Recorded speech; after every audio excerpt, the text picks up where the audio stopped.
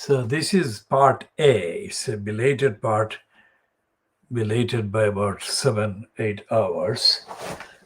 And the reason is that we have been doing the necessary diagnostic research into the role of the Fleet Street newspaper, so-called, in relation to actually telling the truth about corruption.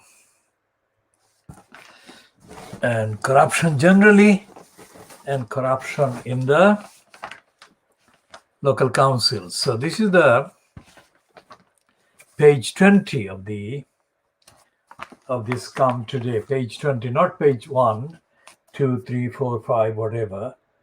This is page 20 of this come, and this is a item about the home scam. Labour MP blames husband. Now this is about Tower Hamlets, London, borough of Tower Hamlets in the east end of London, and there are two kind of parliamentary constituencies in Tower Hamlets.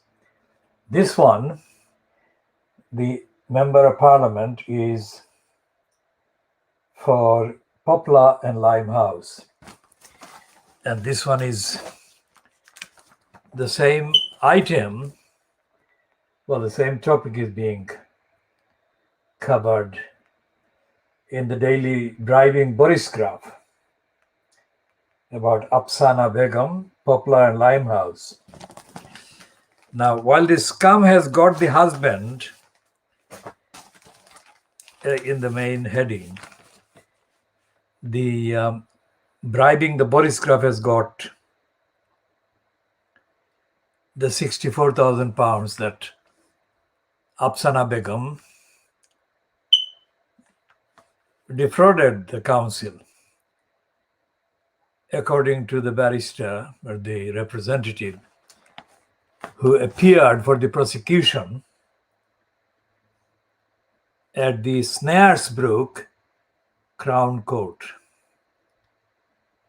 in East London. And Snaresbrook Crown Court hearing started yesterday. The trial started yesterday. Trial of Afsana Begum began yesterday, and it is continuing today. And the agency news includes the fact that she denies 3 counts of fraud, and the trial continues today. What we don't want to do is to talk about the details or the particulars of this particular case,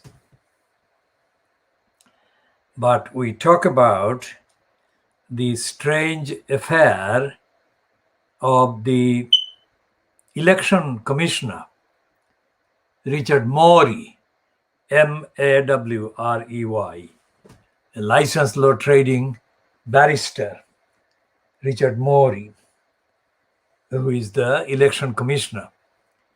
And Morey, we are the ones who exclusively refer to this, diagnose this. No other party, person, or thing has done anything remotely like what we are doing. We have been doing since 23rd of April 2015 about Richard Morey and his order. And Morey's order was to expel, oust, declare as void the so-called election to the corrupt post of the mayor in the name of Tower Hamlets. Then he did that on the 23rd of April 2015, and with immediate effect, the incumbency or the claim to be in the post of the elected mayor, so-called, by Lutfur Rahman was invalid. And the only kind of, quote, mainstream journalist at the time working Channel 4 News was Michael Creek. Michael Creek managed whether he rushed to Tar Hamlets Council's so-called town hall in E142BG, or he got somebody to give him the information that Lutfur Rahman's name was still on the official points, declaring him as still the occupant in the post of mayor in the name of Tar Hamlets. So that got the mention. Because he said that, and it got mentioned. And what happened, that was an extreme point, heightened kind of point of extreme concern about the legality or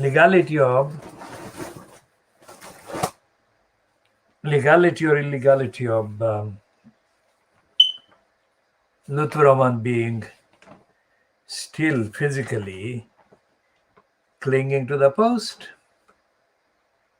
So that's what was the height of the concern, so-called, about the compliance with the order by the election commissioner. And that appearance of heightened concern started to disappear. And it has been disappearing ever since. Anyone watching this for the first time must understand that this is a unique, world exclusive diagnosis of Fleet Street, world exclusive diagnosis of British so-called newspapers, and world exclusive diagnosis that is not matched by any formal so-called mainstream outlet or platform, including Sky News, BBC News, or any of the other news channels, ITV, Channel 4, Channel 5. None of the mainstream so-called platforms produces anything remotely like this, either in the extent of the investigation and diagnosis that we actually apply, or in the depth of the analysis, the myth and the reality, and the mythology and the reality of the Fleet Street papers. And Fleet Street papers, we call them pack of lies. Now, this is the Daily Express, which we call the Beaverbrook poison paper.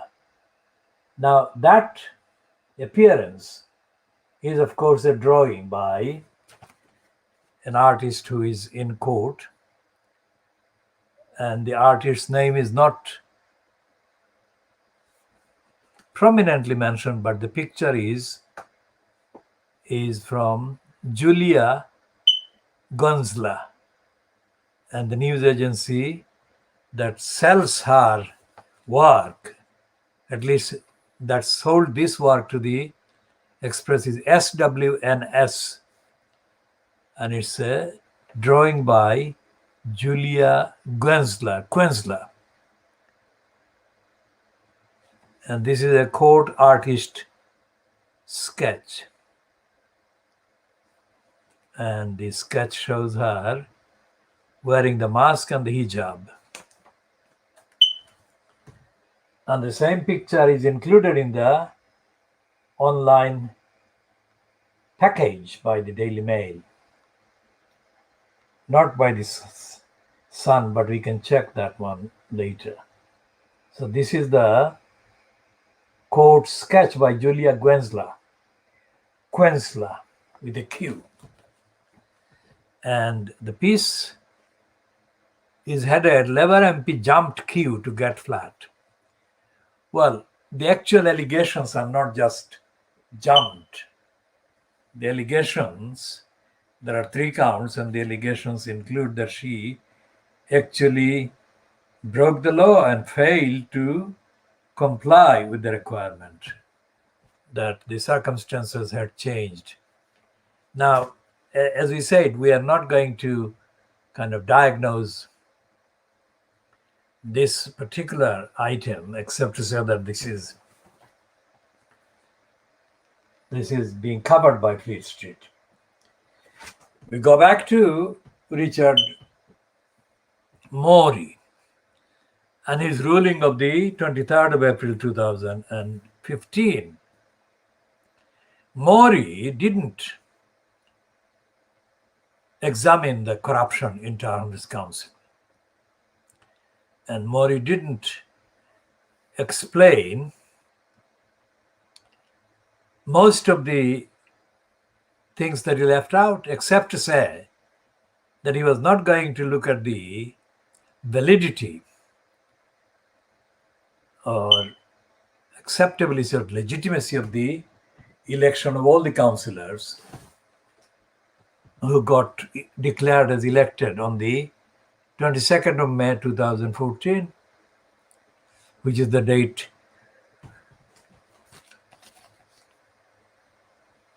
on which the Luther Rahman was declared elected for the second time. The first time he was declared elected was, of course, in October 2010. Now, the reason why I say that Richard Morey didn't look at the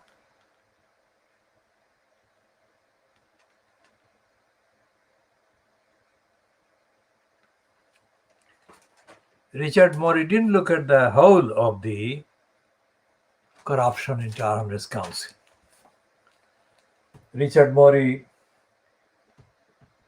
only said in passing that he was not asked in the petition, look at the validity of the election of the councillors on the same date, 22nd of May 2014, about which the petitioners asked him to declare as invalid the election, so-called, of Luther Rahman as the so-called mayor in the name of Tower Hamlets.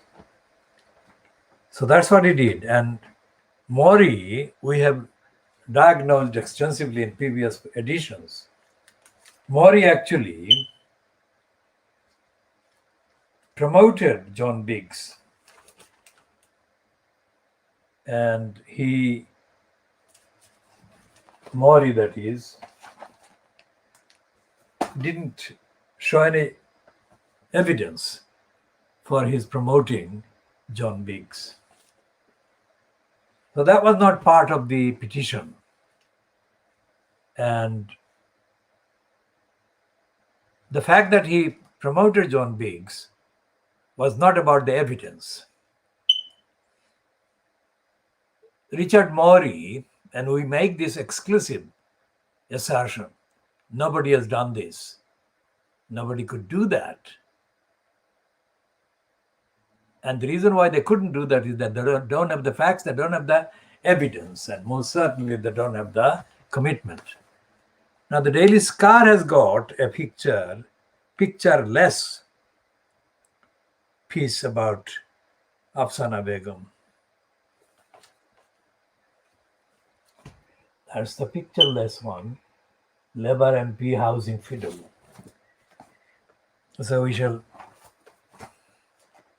look at the Daily Mirror and see if it has got any item on Afsana Begum.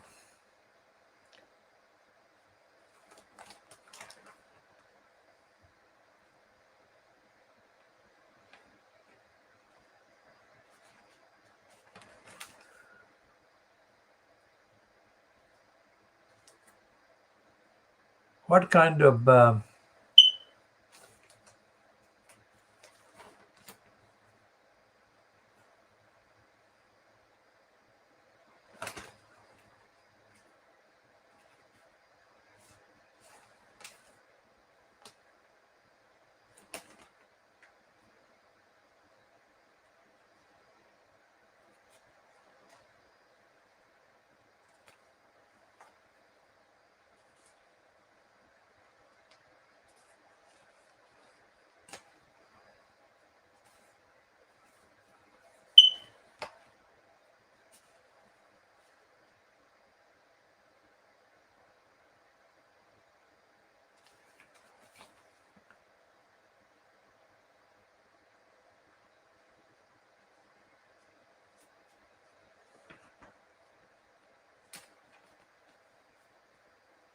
So we can't find any sign of Afsana Begum so far. We've looked at the Daily Mirror.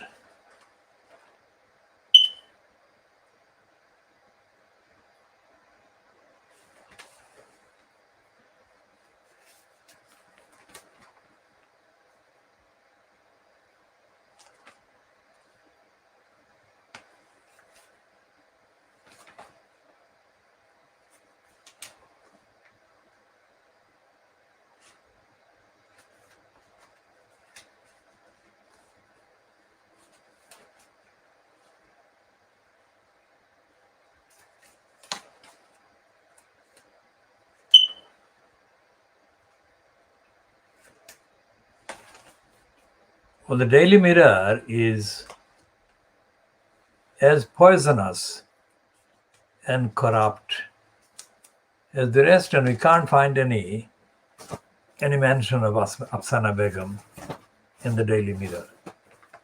Is the criminally corrupt,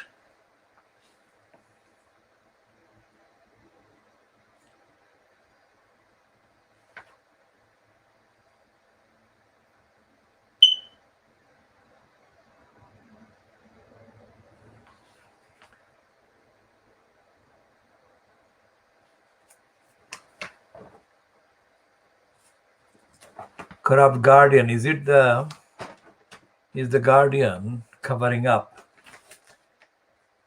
for Afsana Begum? The guardian would underplay or play down Afsana Begum's housing fraud trial.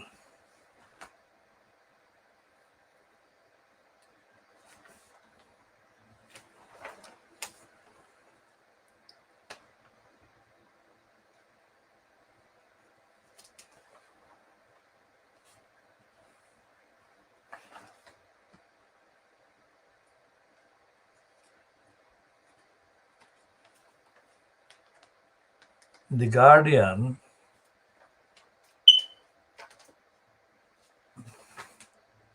hasn't got anything about Afsana Begum.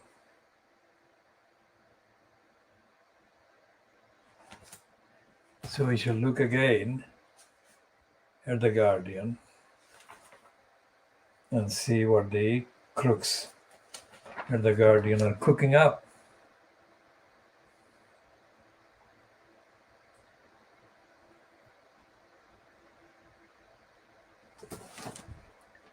The guardian hasn't got anything so far that we can see.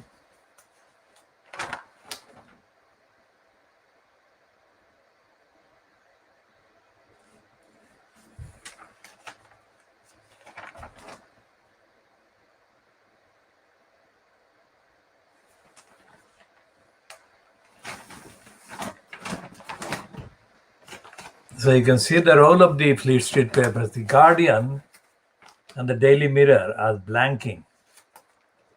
These crooks are not covering the trial, the criminal trial of Afsana Begum.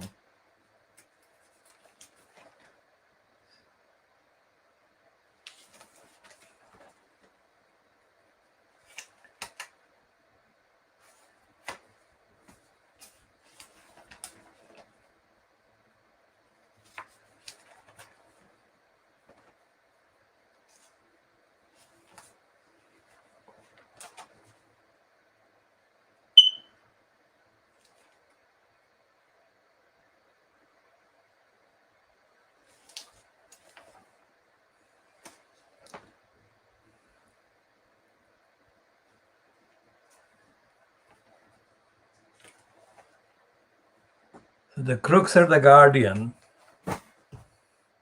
are blinking.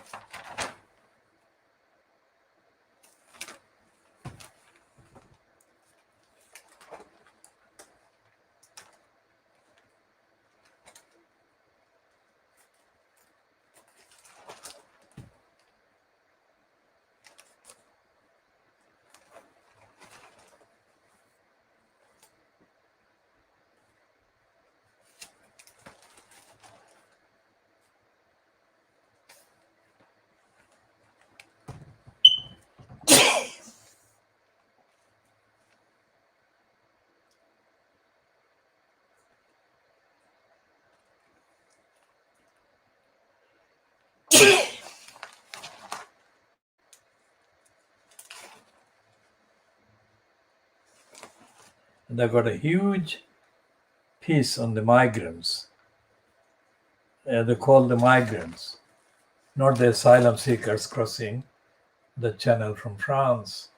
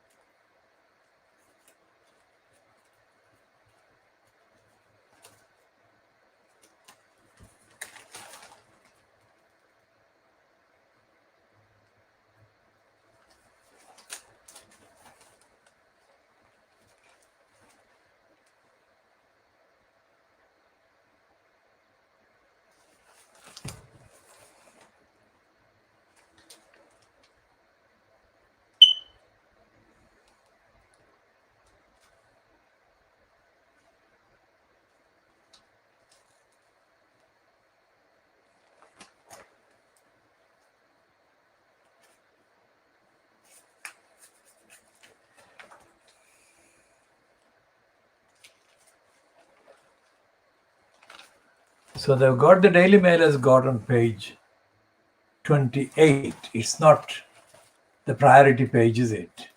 It's page 28 is the page that they managed to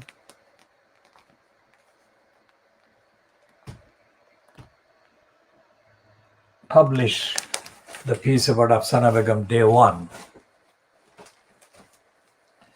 Any resemblance to a name that may appear in the piece, the surname, is strictly nothing to do with me. My name is not connected, linked, or in any way to be associated with the surname that appears in the piece. The Labour MP lied to jump 3-year council flat queue. Now that's a nearest kind of quotation that should have been there in the other papers as well. The allegation is that she did lie.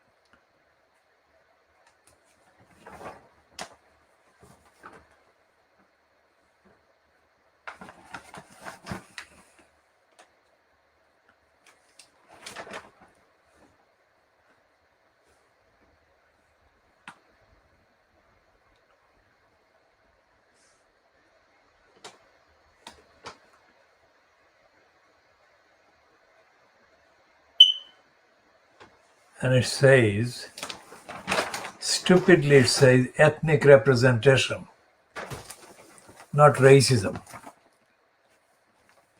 So we are moving to the FT.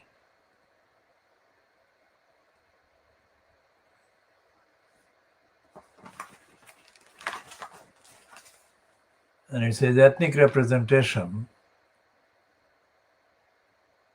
Race equality is still a long way off at Bank of England, the report finds. Now that is stupid. There is no race equality anywhere. And the Bank of England is the last place where there will be any rush to establish race equality. The fact is that all the institutions in Britain are racist. All the institutional decision makers and leaders, so-called holders of leading positions, are racist. And there is no judicial oversight, there is no judicial redress to the persistent racism, individual racism, institutional racism that plague the UK.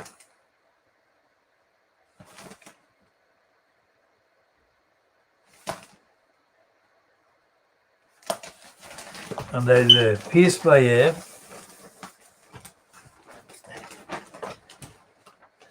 person called Jemima Kelly, and it's headed, "COVID doesn't mean we can't have fun."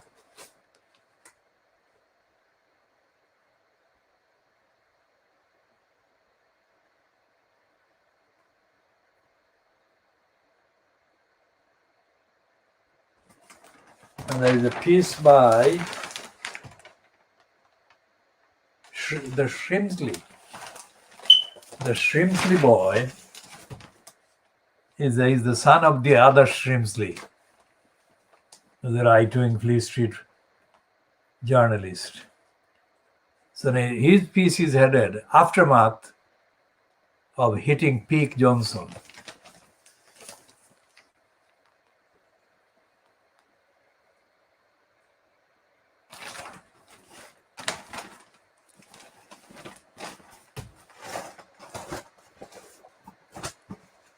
We shall come to that later. Here is a piece that we bought this one today for the heading. It's a good take on the Eddie Mayer taunt at Johnson on the Andrew Marr show that Eddie Mayer presented as a one-off in 2013, during which Eddie Mayer said to Johnson to his face, after running a list of the nasty things that Boris Johnson had done. So Eddie Mayer said, "You are a nasty piece of work." And this New European heading is a direct take on that one. A nasty piece of smirk absolutely correctly fits the evidence of the nasty career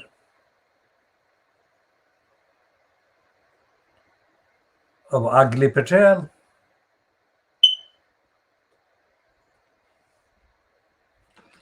And it's been written by Zoe Williams, who also writes in The Guardian.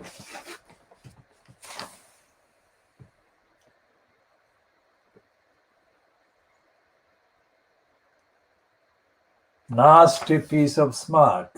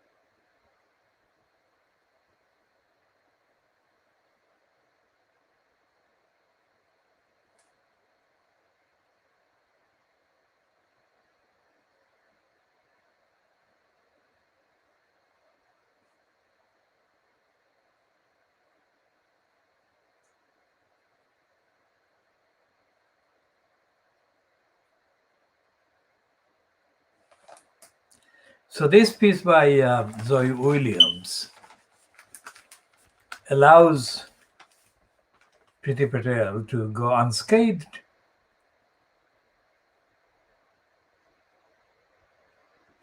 Despite the fact that she, Zoe Williams, refers to evidence that should compel a different conclusion, that corruption in Fleet Street, corruption in the Conservative Party, and the political depth of the Labour Party are the main reason why Priti Patel is still in a post. Remember, this is diagnosis,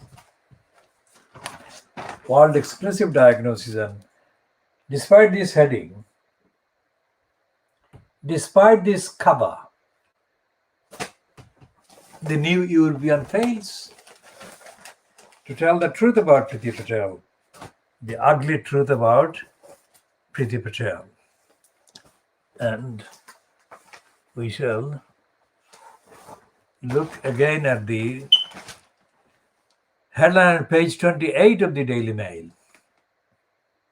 And the heading is Labour MP lied to jump 3-year council flat queue. A Labour MP used her connections as a council house advisor to jump a 3-year queue for a taxpayer-funded riverside apartment, a court heard yesterday. Afsana Begum, 31, is accused of lying about living in an overcrowded 3-bedroom home, claiming she shared a cramped bunk bedroom with siblings when she had a bedroom of her own. The MP for Poplar and Limehouse in East London, an ally of the former leader Jeremy Corbyn, continued to claim she was living in overcrowded housing even after she moved out to live with her husband, and then lied to get a studio flat of her own. When the marriage failed, it was said. Tower Council, which is bringing the prosecution, alleged the Momentum supporter costed £63,928 by skipping a 3-year wait for a council property. Snaresbrook Crown Court was told that the MP had a good understanding of the social housing system and how it operated after working as a housing advisor for Tower Hamlets Homes, a group set up specifically to work with the borough in relation to social housing. Jurors heard that had Begum been honest in her housing application, it would have taken 3 years to get a council property, rather than under 4 months, after she deliberately claimed a higher priority in the social housing queue. So Begum first applied to be on the housing register in 2011, claiming she was living in overcrowded conditions in a 3-bedroom property in Poplar with her mother, father, brother, and sister. But a council tax application by her mother in 2013 revealed it was a 4-bedroom property, one of which Begum had to herself, the court was told. Begum is said to have failed to inform the council when she moved out in May 2013 to live with Hrs Haque, whom she married in the following year, 2014.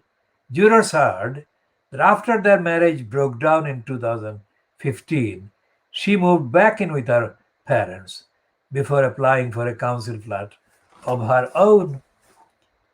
When the alleged fraud came to light, Begum is said to have attempted to blame her husband for making a housing application in her name without her knowing.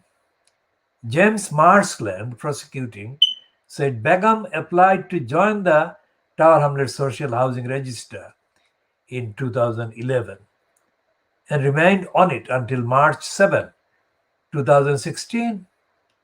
when she was awarded the tenancy of a studio flat.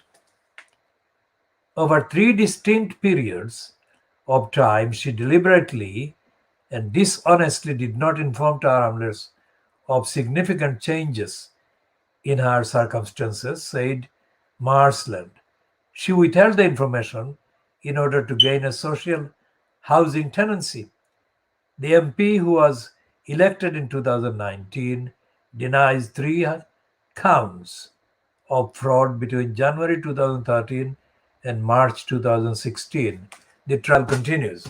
Now, what we are doing is just reading the report that has been published. We are not going into examining this particular evidence because of the possible interference with the ongoing trial. What we can do is to raise the questions about the role of the Fleet Street Papers about council corruption, council abuse, and whether this is the kind of report that they would carry. If the party in bold or parties in bold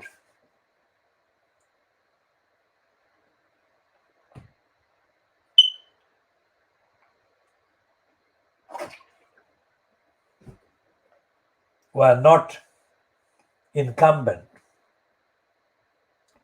in elected posts,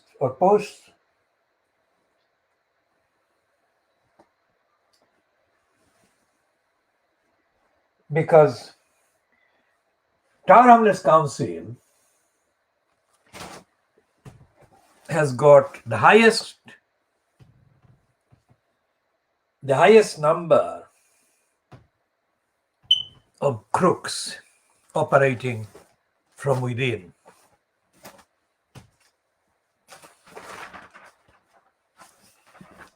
And neither the Guardian nor the Daily Mirror is covering the report. So we shall look at the Times and see if they've got anything about this Afsana Begum trial.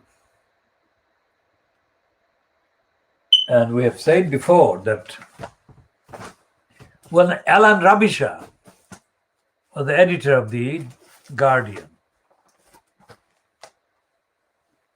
the Guardian actually collaborated with the several lying items and agenda that aided Lutfur Rahman. And we shall summarize those again.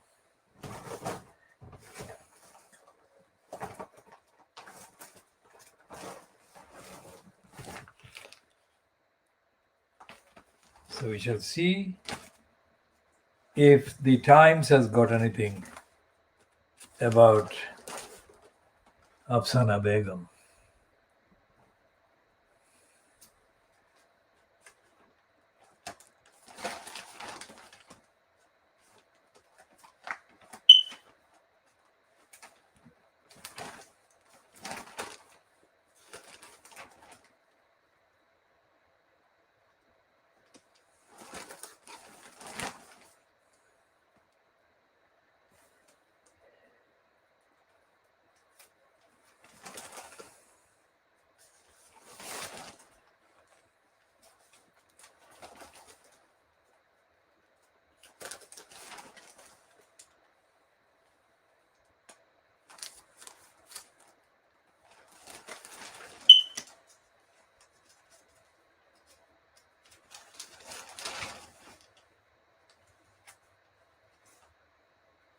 Okay, so the Times has got a small item without any picture.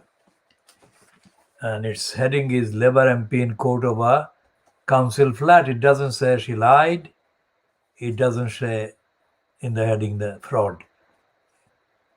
It does mention It does mention the fact that she, Afsana Begum, who is described as aged 31, was an ally of Jeremy Corbyn. Now, this is age 31 in 2021, which means that she was born around 1990. That was at least 8 years before Jeremy Corbyn said to me in the Alta Valley Park that Jeremy Corbyn wished he could speak in public as well as I did. So Jeremy Corbyn was wishing that he could speak like me 8 years before Afsana Begum was born.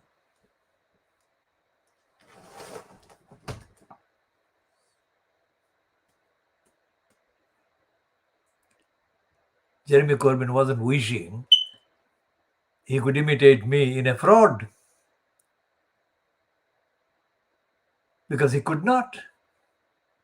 Because I epitomize opposition to fraud, corruption, lying, deception, dishonesty.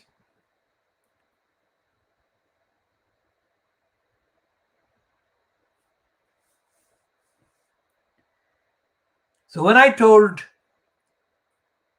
Lutfur Rahman on Tuesday, the 15th of February, 2011, in Brick Lane, that he, Lutfur Rahman, who had been only a few months in the post of elected mayor, which I opposed, and I do oppose, and he knew that I opposed it. When I told him that he should sit down and listen to me about the very deep-seated, entrenched corruption and criminality that was ongoing in Tower Hamlets Council, ongoing with employees of Tower Hamlets Council.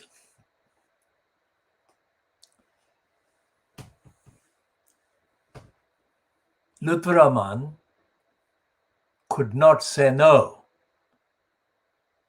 He lied by promising to sit down with me, but he never sat down with me. But he could not say no.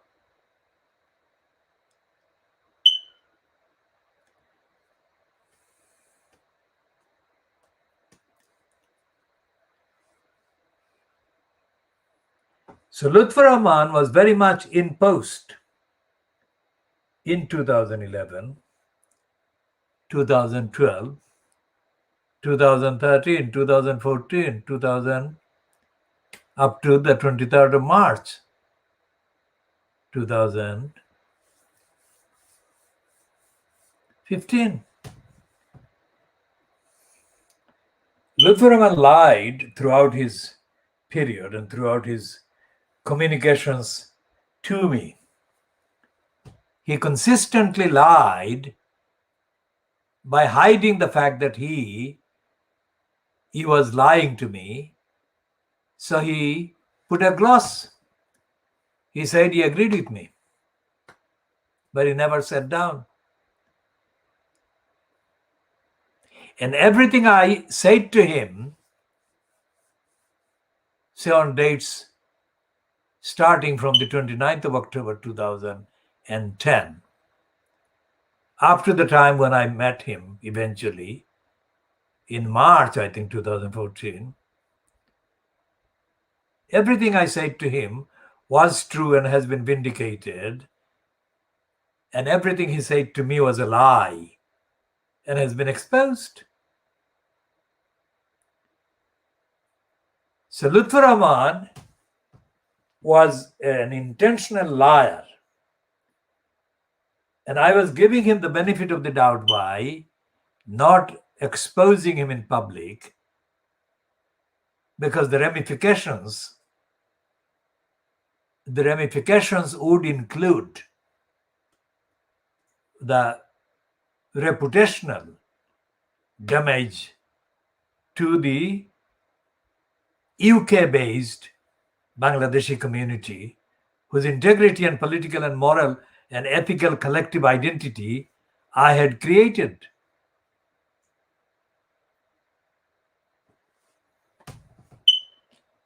And one of these creations was abused by Lutfur Rahman by seeking to get the post, elected mayor post. I created the absolutely rock solid integrity for the community's political rights against the crooks in the council.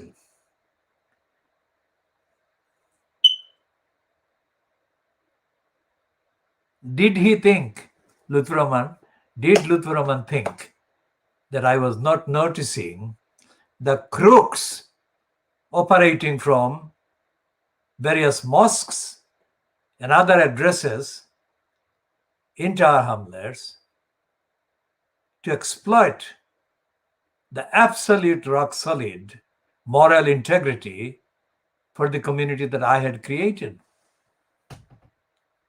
Those criminals are silent about the assertion on the record that Lutfur Rahman was ousted because he was found to have been a corrupt mayor. Those crooks are silent today, which is 6 calendar years since the 23rd of April 2015, when Richard Morey, the election commissioner, declared Lutfur Rahman as having been a corrupt mayor, contrary to the relevant law, which is summarized in the Representation of the People Act 1983. Those crooks operating from the various bases in the various mosques in Tower Hamlets are the crooks that defied the requirements of Islam, and they defied the requirements of UK law, the requirements of the rules and requirements of democracy. And in all of those wrongdoings and haram behavior,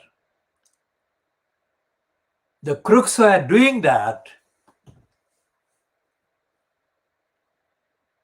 on a level that could be ascertained by the merest basic exercise of journalistic inquiries by the Guardian or by the Daily Mirror, but they didn't. They chose to collude with the crooked regime of Lutfur Rahman.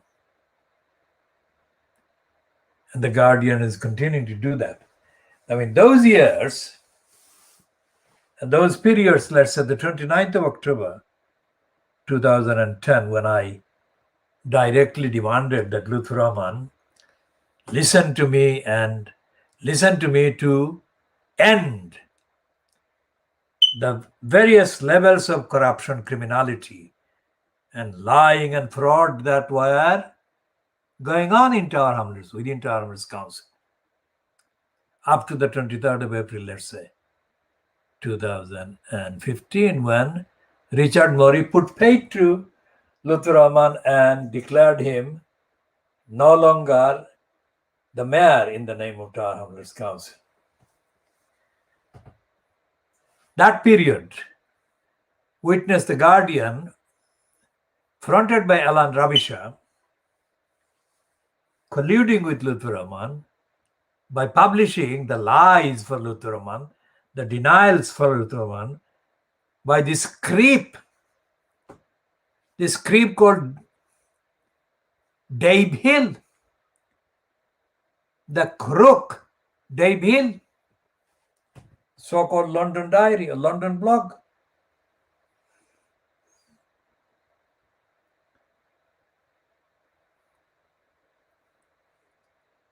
And a Guardian columnist, so-called, the creep and the crook, Giles Fraser.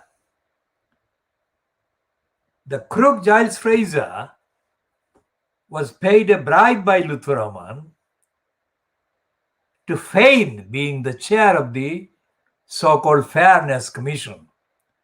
Absolutely corrupt, criminal enterprise, criminal project. Giles Fraser. And Giles Fraser was not the only Guardian connected crook to be involved in that abuse of Tower Hamlets Council by Lutfur Rahman. It was Alan Rabishar's own wife or partner, so-called, Lindsay McKee. Lindsay McKee was a member of the corrupt, crooked Fairness Commission, which compiled as ordered or as required a string of praise for Lutfur Rahman in the piece, which Lutfur Rahman's name appeared as the forward writer. It was not about for fairness that Tower Hamlets Council owed to the community but failed to deliver. It was a diversion from the Tower Hamlets Council's obligation of the duty, and it talked vaguely about other organizations in Tower Hamlets. It was as brazen, as corrupt, as criminal, as dishonest as that. None of the petitioners in the so-called petition against Lutfur Rahman that was submitted in June 2014 and which was the basis for the appointment of Richard Morey as the election commissioner to consider the petition against Lutfur Rahman's election in the 22nd of May 2014 so-called election. None of those petitioners, the four legally required petitioners, legally required number of petitioners, that had to be 4. None of them has, in the 6 calendar years since Richard Morey actually published his ruling, none of them has gone on the record in any way remarkable way, talking about ending corruption in Tower Hamlets Council.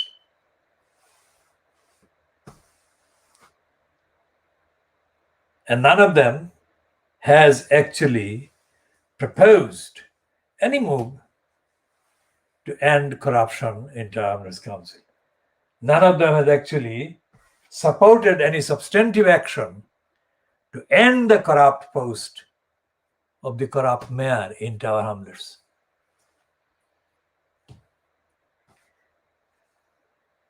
How extraordinary is that? So anyone watching this is the world exclusive diagnosis of Fleet Street. And we have talked about Afsana Begum, a former employee of Tower Hamlets Council, who is on trial right now for housing fraud, trial on a Crown Court called Snaresbrook in Wanstead area. It's Snaresbrook Crown Court. Today has been the second day of the trial, and we shall be updating on the actual proceedings as we can access them. But essentially, this is not the first trial, and this is not really representative of the truth of the behavior of Tower Hamlets Council as the corrupt council, because this is only a token prosecution. There are thousands of criminal acts being perpetrated by employees and ex-employees of Tower Hamlets Council then is being recognized in these reports by the Fleet Street papers. They're only focusing this one.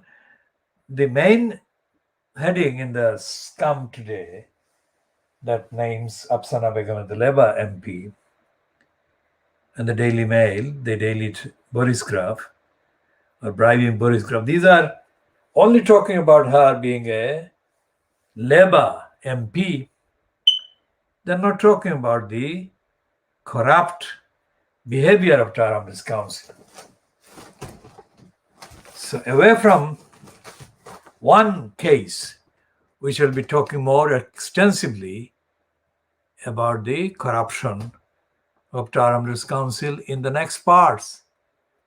This is coming up to, I think, this is coming up to an hour, I think, hour. We have been on this broadcast for about an hour. So this is coming up to 1600 hours GMT. So let's see where it takes us. We shall continue in the next parts.